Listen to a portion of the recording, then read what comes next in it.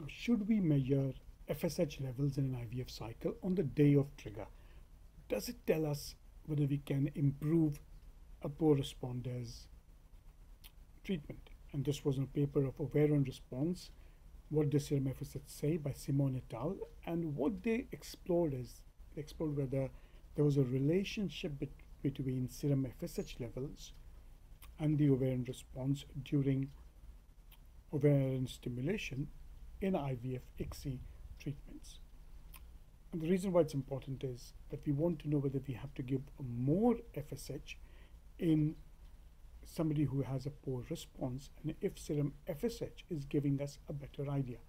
This study specifically investigates whether serum FSH levels on the day of HCG trigger differ among women with poor, normal, or hyperresponse on a fixed daily dose of 150 recombinant FSH. So what did this research tell us? First is they looked at the FSH levels and they looked at the ovarian response.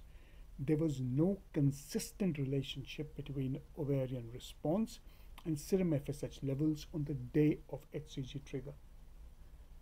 This suggests that a poor response is not necessarily because you're giving inadequate amount of FSH or inadequate FSH levels. It may not be the amount of drug that you give. There may be something wrong with the follicles in a poor responder. Serum FSH levels were slightly higher in higher responders, even at a low dose. But you could not distinguish between poor and hyper responders from normal responders, mainly on serum FSH levels on the day of HCG trigger. So again, if you see, there are limitations which are coming out. If you look at the FSH dosing, the entire concept that increasing the dose of recombinant FSH in women with a poor response, looking at the serum FSH may not improve the ovarian response, and serum FSH levels are inadequate to be able to help somebody with a poor response. For hyper-responders, in fact, if you see a slightly higher FSH levels earlier on, you may decide to drop the dose. But remember, in this case, they were only on just 150, so you're not going to go lower than that.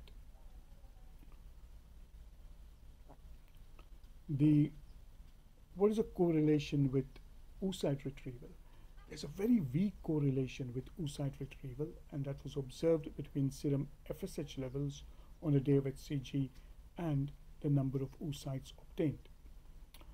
So if you have a look at what does this study tell us, is it tells us to a certain extent is what is your FSH levels, but it's linked to whether it can improve in poor responders is limited. This study does have limitations. One is it's a dose, or it's a fixed dose study, so it's a dose related study. Second, it's done on a small number of cases. Overall, this study challenges the assumption that serum FSH levels on the day of HCG trigger are not a reliable indicator of ovarian response, and questions the practice of adjusting the FSH dose just merely based on serum FSH levels. Thank you.